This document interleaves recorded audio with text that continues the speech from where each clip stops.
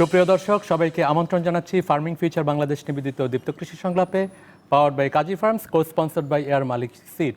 দীপ্ত কৃষি সংলাপের মাধ্যমে আমরা নিয়মিত কৃষির নানাবিধ সমস্যা ও তার সমাধানের উপায় নিয়ে আলোচনা করছি। আমরা এই সপ্তাহে আলোচনা করছি কৃষিতে, বিশেষ করে প্রান্তিক কৃষিতে নারীদের ভূমিকা এবং কী করে তারা টেকসই জীবনযাপনের উন্নয়নের লক্ষ্যে কাজ করতে পারে সেই প্রসঙ্গে। এ বিষয়ে আলোচনার জন্য আজকে স্টুডিওতে আমাদের সাথে দুজন বিশেষজ্ঞ যুক্ত হয়েছেন। আমি তাদের সাথে পরিচয় করিয়ে দিচ্ছি। Miss Karen Williams, Business Development, HIFAR Netherlands, and Miss Nurun Nahar, Director Programs, HIFAR Bangladesh. দর্শক, আমরা জানি বাংলাদেশের মোট জনসংখ্যার সিংহভাগ যারা আছেন তারা এখন তরুণ এবং নারীরা রয়েছেন পুরুষদের পাশাপাশি। কৃষিক্ষেত্রে যেই শ্রম আমরা এখন দেখছি বাংলাদেশে তার প্রায় 68% আসে আসলে নারী শ্রমিকদের কাছ থেকে। এই বিশাল জনসংখ্যা যারা কৃষিকাজের সাথে সরাসরি কিংবা ইনডিরেক্টলি জড়িত আছেন তারা কতটুকু সক্ষম, অর্থনৈতিক মুক্তি তাদের কতটুকু হয়েছে, খাদ্য এবং পুষ্টি নিরাপত্তার যে বিষয়গুলো আমরা নিয়ে কথা বলি সবসময়, সেখানে আসলে নারীরা কতটুকু গুরুত্বপূর্ণ সেই প্রসঙ্গগুলো নিয়ে আমরা আলোচনা করব আজকে। আমাদের এখানে একজন বিশেষ বিদেশি অতিথি যুক্ত হয়েছেন যার জন্য আমরা আলোচনাটি বাংলা এবং ইংরেজি দুই ভাষাতেই করতে চাই। আলোচনা শুরু করার আগে আসলে আমরা দেখে নেই এই প্রাসঙ্গিক একটি বিশেষ প্রতিবেদন। বাংলাদেশের অব্যাহত অগ্রযাত্রায় নারীর অবদান উল্লেখযোগ্য। কৃষির উন্নয়ন ছাড়া জাতীয় উন্নয়ন সম্ভব নয়। আদি পেশা কৃষির সূচনা হয় নারীর হাত ধরে। বর্তমানে প্রত্যক্ষভাবে কৃষিকাজে এগিয়ে এসেছে নারীরা। তারা পুরুষের সঙ্গে সমান তালে এগিয়ে যাচ্ছে। কৃষিতে গ্রামীণ নারীর অংশগ্রহণ এখন 72%। দেশে গত এক দশকে অর্থনৈতিক কর্মকাণ্ডের সঙ্গে যুক্ত প্রায় 1,30,00,000 বাড়তি শ্রমশক্তির 50 লাখই নারী শ্রমিক। খাদ্য নিরাপত্তা, কৃষি উৎপাদন, বিশেষ করে রবি শস্য উৎপাদন, গবাদি পশু ও হাঁস মুরগি পালন, সবজি ও মৎস্য চাষ, বনায়ন এসব কাজে নারীরা পুরুষের পাশাপাশি সমান অবদান রাখছে। দর্শক, আমরা প্রতিবেদনটি দেখলাম, মূল আলোচনায় ফিরে যাব। আলোচনা শুরুতে আমি প্রথমে Miss Karin Williams, welcome you to this discussion programme that we initiate every week. The intention of this program is to initiate dialogue and discussion on recent issue and most important issue for science-based solution that can benefit smallholder farmer and community. I'd like to understand that what HIFAR is doing globally and how you and your organization is helping smallholder community across the world, particularly women and who are involved in agricultural activities in Bangladesh and other part of the world. Thank you so much, and it's a real pleasure to be here today. So when we look at this situation of smallholder farmers, we see that they lack access to skills, they lack access to inputs, access to knowledge, finance and markets. And what HIFAR is initiating throughout the world, we are active in about 20 countries in Latin America, Africa and also in Asia, is that we try to bring the smallholder farmers together, because together you are stronger and you can play can become an important player in the value chain. And so the approach we take is that we bring them together in self-help groups where they can access credit, and later on they can develop into a cooperative.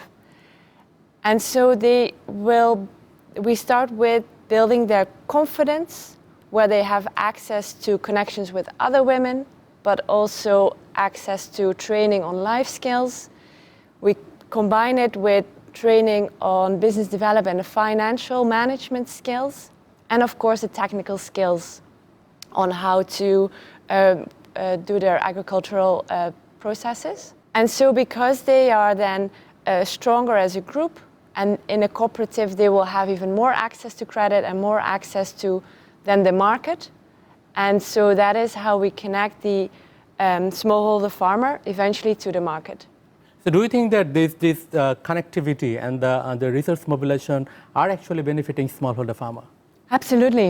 And we went to visit a few cooperatives in Rajshahi last week, and I could really see how it was so transformative for the women to, before they would have not that much revenue, not that much potential and opportunity. And then by this process that I just described, they really transformed into business women. Thank you miss Nurunnahar, আপনার কাছে জানতে চাইবো, সারা পৃথিবীতেই এখন নারী মুক্তি এবং নারীর ক্ষমতায়নের কথা বলা হয়, এবং 2022 সালে এসেও আমরা বিভিন্ন ইনসিডেন্ট দেখতে পাচ্ছি বিভিন্ন জায়গায়। তো আমরা যখন প্রান্তিক পরিবেশ বা সমাজের কথা বলি, বাংলাদেশের প্রান্তিক কৃষির কথা যখন আমরা বলি, তখন দেখি যে মূল সিস্টেমে যারা কাজ করছেন তাদের সিংহভাগ, আমাদের কাছে ডাটা এসছে প্রায় 70 থেকে 80% নারী যারা কৃষিকাজের সাথে সরাসরি জড়িত, তারা কিন্তু সরাসরি তাদের কাউন্টার পার্ট যারা আছেন, মেল ফার্মার যারা আছেন, তাদের মতো তারা কোনো রকম পেমেন্ট পাচ্ছেন না, ব্যাংক লোনের সুবিধা পাচ্ছেন না, এবং বাজারে তাদের হচ্ছে অ্যাক্সেসটা কম, তাদের উৎপাদিত পণ্যটা তারা বাজারে গিয়ে বিক্রিও করতে পারছেন না। তো এই চ্যালেঞ্জের জায়গাগুলোতে আসলে আমরা কি একটি সক্ষমতার দিকে যাচ্ছি কিনা, এবং সেই সক্ষমতা অর্জনে আসলে আপনারা কিভাবে কন্ট্রিবিউট করছেন, বিশেষ করে যারা কৃষিতে জড়িত আছেন, নারী কৃষক যারা রয়েছেন? ধন্যবাদ আপনাকে।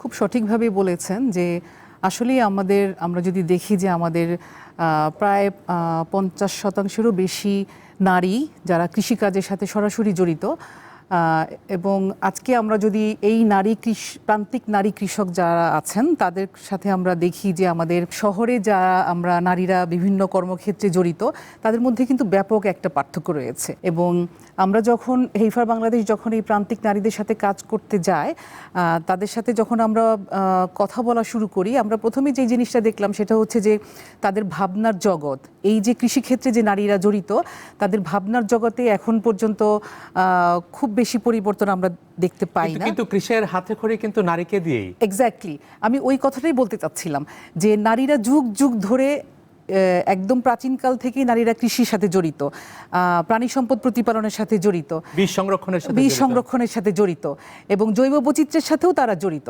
কিন্তু আমরা যখন দেখি যে এই নারীদেরকে আমরা হেইফার বাংলাদেশ যখন এই নারীদের সাথে কাজ করবে বলে সিদ্ধান্ত নিল, আমরা যখন তাদের সাথে আলোচনা করি, তখন দেখলাম যে তাদের ভাবনার জগতে এখন পর্যন্ত নারীরা ভাবতে পারে না যে তারা এই যে কার্যক্রম, যে আয় বৃদ্ধিমূলক কার্যক্রমের সাথে যে জড়িত, সেইখান থেকে আমরা যখন তাদেরকে বললাম যে আমরা ব্যবসায়িক কার্যক্রমকে আমরা রূপান্তরিত করব, সে রয়েছে, কিন্তু তাদের ভাবনার জগতে এখনো তারা ভাবতে পারে না যে আমি ব্যবসা করব, কারণ আমি প্রাণী সম্পদ প্রতিপালন করব, আমি কৃষিক্ষেত্রে শ্রম দিব, কিন্তু আমি বাজারে আমার পণ্য বিক্রি করতে নিয়ে যাব, এবং আমার যে প্রযুক্তিগত অনেক আধুনিকায়ন করা হয়েছে, এবং সেই আধুনিক প্রযুক্তির যে সুযোগ সুবিধাগুলো তারা নিবেন, সেই জায়গাটায় এখনো তাদের অনেক চ্যালেঞ্জ বা প্রতিবন্ধকতা আছে।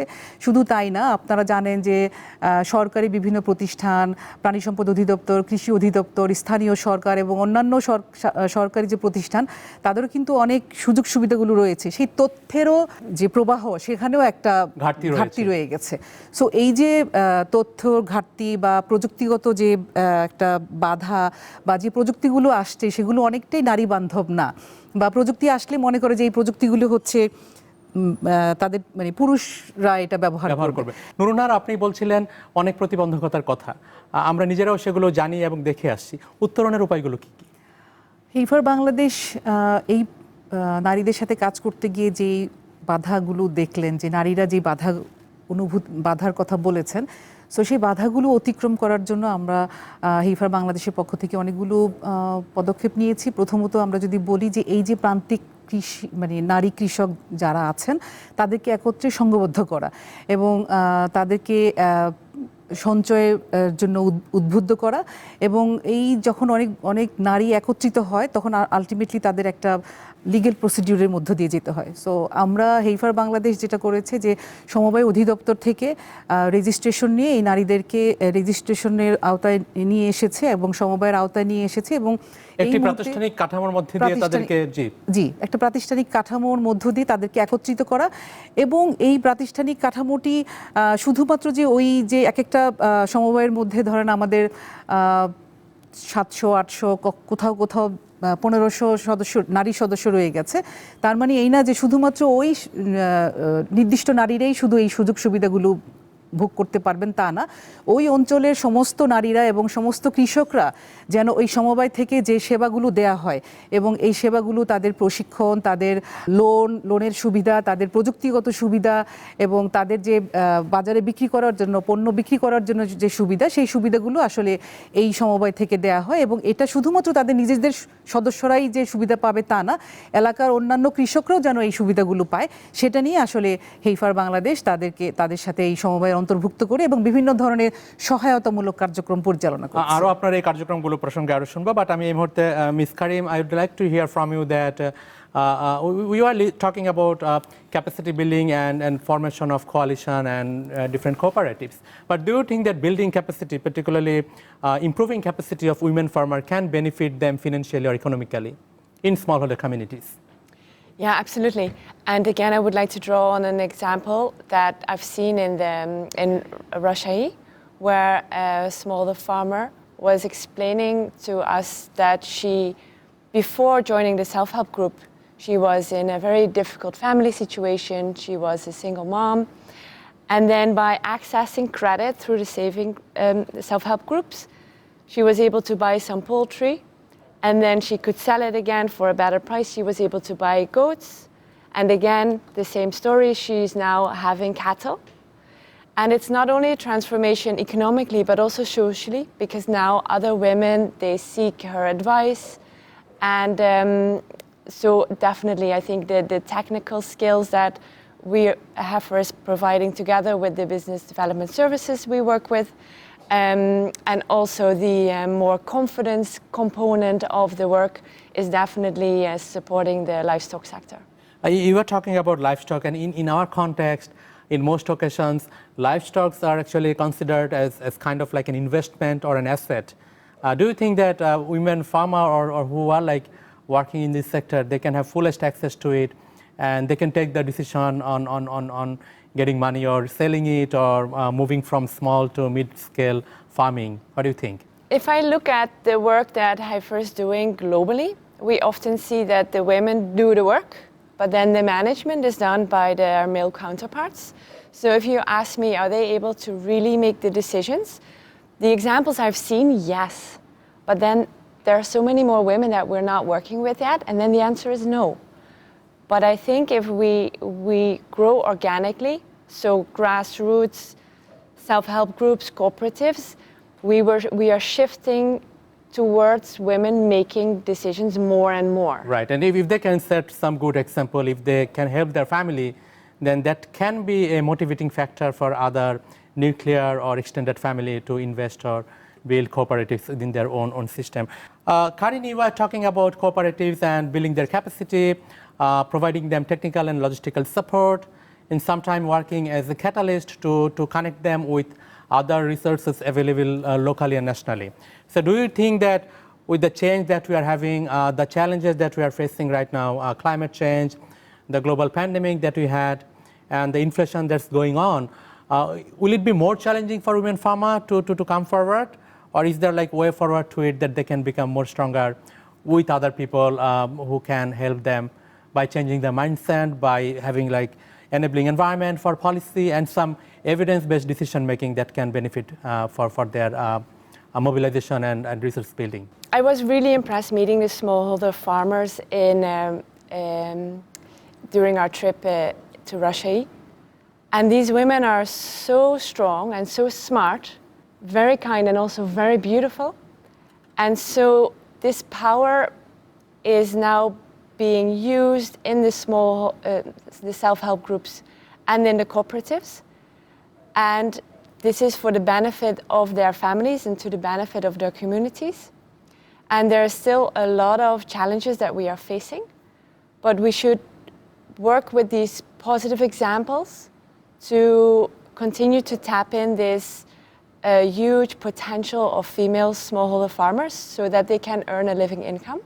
I have a like complementary question that Heifer has like global knowledge. You work in Africa, in Latin America, in other part of the world, and it's not very recent. You have been working since 1944, if I'm not wrong. So like, can Bangladesh benefit from Heifer and all the knowledge that you have?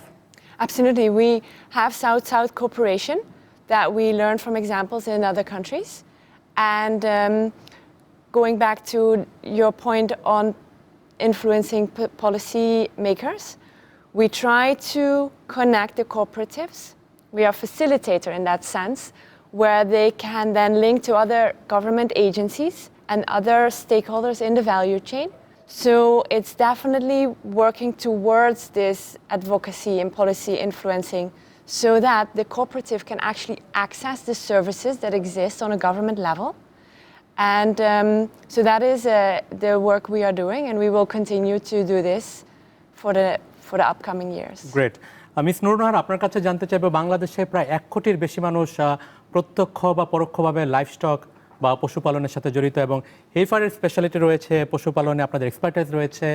আমরা যে প্রতিবন্ধকতাগুলো দেখছি সেখানে উত্তরণের জন্য আপনারা কাজও করছেন, কোঅপারেটিভগুলো হচ্ছে, কিন্তু এই স্মল হোল্ডার এন্টিটি থেকে যদি আমরা কমার্শিয়াল একটা মুভমেন্টের দিকে আমরা যেতে চাই, সেখানে আপনি অলরেডি বলেছেন যে নারী কৃষক যারা রয়েছেন তাদের প্রতিবন্ধকতা রয়েছে, আমরা সেগুলোর কথা শুনলাম, কিন্তু আসলে উত্তরণ করার জন্য আরও ব্যাপকভাবে কাজ করার সুযোগ রয়েছে কিনা, বা হেইফার কী কাজ করছে আপনি মনে করেন? অবশ্যই ব্যাপক কাজ করার সুযোগ রয়েছে, এবং এটা খুব রাতারাতি পরিবর্তন হবে এরকম আশা করাও ঠিক না। আপনারা জানেন, আমরা সবাই জানি না, নারীরা ছোটবেলা থেকে আসলে সংগ্রামের মধ্য দিয়েই বড় হয়ে ওঠে, বিশেষ করে প্রান্তিক নারী কৃষকরা অনেক বেশি সংগ্রামের মধ্য দিয়ে, এবং সেই সংগ্রামে যেটা হয় যে খাদ্য উৎপাদন করছেন, রান্না করছেন, কিন্তু অপুষ্টিতে সব থেকে বেশি আছেন কিন্তু নারীরা। এবং শুধু তাই না, এখানে জলবায়ুগত যে পরিবর্তনগুলো হচ্ছে সেটার প্রভাবও নারীদের উপরে পড়ছে, স্বাস্থ্যগত প্রভাবও পড়ছে, এবং আমরা কোভিডের পরবর্তীকালীন সময়েও দেখেছি যে আসলে নারীরা মানে পুষ্টিগতভাবে কত পিছিয়ে আছে। যেহেতু হেইফার বাংলাদেশ নারী কৃষকদের সাথে কাজ করছে এবং ক্ষুদ্র নারী কৃষকদের সাথে কাজ করছে, সুতরাং ক্ষুদ্র নারী কৃষকরা কিভাবে ব্যবসায়িক নারী হয়ে উঠতে পারে সেটার জন্য আমরা তাদেরকে বিভিন্ন ধরনের ব্যাংকের লোন পাওয়ার জন্য আমরা সেই সুযোগটা তৈরি করে দিচ্ছি। তাদের ব্যবসায়িক চিন্তাভাবনাটা তৈরি করার জন্য আমরা বিভিন্ন ধরনের প্রশিক্ষণের ব্যবস্থা করে দিচ্ছি।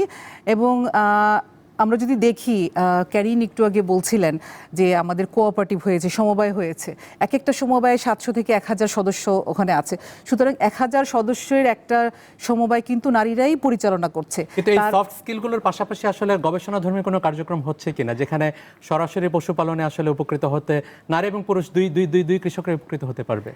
অবশ্যই আমরা আমাদের বিভিন্ন বিশ্ববিদ্যালয়ের সাথে আমাদের পার্টনারশিপ আছে, এবং বিভিন্ন ধরনের ব্রিড মানে জাত উন্নয়নের জন্য, লাইভস্টকের জাত উন্নয়নের জন্য আমরা কাজ করছি এবং করেছি, এবং আমরা তার সুফলও যেমন গরু এবং ছাগল পালনে আপনাদের বেশ অনেকগুলো আমাদের, হ্যাঁ, এবং কিছু ভ্যাকসিনের মাধ্যমে কিভাবে মৃত্যুহার কমিয়ে আনা যায় সেটাও আমরা করেছি, এবং আমরা যথেষ্ট সফল হয়েছি।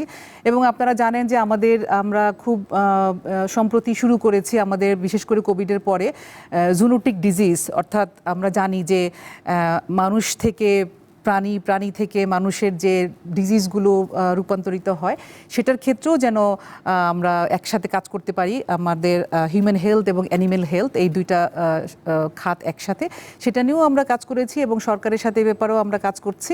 এবং আমরা সবচেয়ে বড় যে বিষয়টা বলবো যে এ ব্যাপারে সরকারের যথেষ্ট আন্তরিকতা আছে এবং সদিচ্ছাও রয়েছে, এবং আমরা হেইফার মানে স্থানীয় পর্যায়ে আমরা সরকারের সাথে কাজ করছি। আমাদের ভবিষ্যৎ পরিকল্পনা আছে যে আমরা জাতীয় পর্যায়েও সরকারের সাথে কাজ করব, যেন প্রযুক্তিগত যে আধুনিকায়ন, আমাদের কৃষি বাজার ব্যবস্থাপনা এবং আমাদের কৃষকরা যেন ন্যায্য মূল্য পায়, সেটার জন্য সরকারের সাথে আমরা কাঁধে কাঁধ মিলিয়ে কাজ করতে চাই। আমরা অনুষ্ঠানের একবারে শেষ পর্যায়ে চলে এসেছি। হেইফারের কার্যক্রম সম্পর্কে জানতে এবং আপনাদের কাছ থেকে এই সুযোগগুলো পেতে চাইলে আমাদের প্রান্তিক কৃষক যারা আছেন, যারা খামারিরা রয়েছেন, তারা আসলে কোথায় যোগাযোগ করবেন এবং কিভাবে সুযোগগুলো পেতে পারেন? আমরা যেটা বলতে চাই যে আমাদের অনেকগুলো ডিস্ট্রিক্টে, বিশেষ করে রাজশাহী, রংপুর, নাটোর, সিরাজগঞ্জ, টাঙ্গাইল এবং যশোরে আমাদের কাজগুলো রয়েছে। ওখানে আমাদের মোট 43টা সমবায় সমিতি রয়েছে, আমাদের স্থানীয় পর্যায়ের অফিস রয়েছে, আমাদের ওয়েবসাইট আছে। স্থানীয় পর্যায়ে যারা কৃষকরা এই সুবিধাগুলো পেতে চান তারা সমবায়ের সাথে যোগাযোগ করবেন, আমাদের আঞ্চলিক অফিস আছে সেখানে যোগাযোগ করবেন, এবং আমাদের ওয়েবসাইটে এই ঠিকানাগুলো সব দেওয়া আছে, ওয়েবসাইট পরিদর্শন করলে এগুলো পেয়ে যাবেন। Karen, we are almost like at the end of our program. Any take home message for women farmer, for smallholder farmer from you? So it is a huge potential that as a society we should tap into to flourish and to go further and to grow. So I would say to all the smallholder farmers, continue doing what you do, join forces, and we can go a long way. Great. Thank you, Ms. Karan and Ms. Nurunahar for your time and the dialogue and discussion that we had today. দর্শক, আজকে আমরা আলোচনা করছিলাম বাংলাদেশের কৃষির অর্থনৈতিক উন্নয়নে নারী কৃষকদের ভূমিকা এবং সেইখানে আসলে হেফারের মতো প্রতিষ্ঠান যারা আছে তারা কী করে কাজ করছে, নারী কৃষকদের সক্ষমতা বৃদ্ধি নিয়ে কী কার্যক্রমগুলো হচ্ছে সেগুলো সম্পর্কে আমরা জানলাম। বিশেষভাবে পশুপালনে আসলে আমরা যারা নারী কৃষক রয়েছেন তারা তাদের সক্ষমতা বৃদ্ধির মাধ্যমে কোঅপারেটিভ এবং অন্যান্য নেটওয়ার্কিংয়ের মাধ্যমে সুযোগগুলো পেতে পারেন, সিদ্ধান্ত গ্রহণের সুযোগ পেতে পারেন এবং ব্যাংক লোন থেকে শুরু করে বাজারে তাদের অ্যাক্সেসটা নিশ্চিত করতে পারেন। আমরা আশা করি বাংলাদেশে যে কোটি কোটি মানুষ যারা পশুপালন এবং এই দুগ্ধ খামার থেকে উপকৃত হয় এবং যারা সেই খামারই রয়েছেন তারা যেন এই ধরনের আধুনিক প্রযুক্তি এবং তথ্যগুলো পেয়ে নিজেদের সক্ষমতা বৃদ্ধি করতে পারেন, খাদ্যপুষ্টি নিরাপত্তায় একটি বড় রকম কন্ট্রিবিউশন রাখতে পারেন সেই আশাবাদ ব্যক্ত করছি। ফার্মিং ফিউচার বাংলাদেশ নিবেদিত Deepto Krishi Songlap powered by Kazi Farms, co sponsored by এয়ার মালিক সিট এই অনুষ্ঠান থেকে এই সপ্তাহের মতো বিদায় নিচ্ছি। পরবর্তী সময়ে বিকেল 4:30 পরের শুক্রবার আবার দেখা হবে আপনাদের সাথে। সবাই ভালো থাকবেন, নিরাপদে থাকবেন। ধন্যবাদ।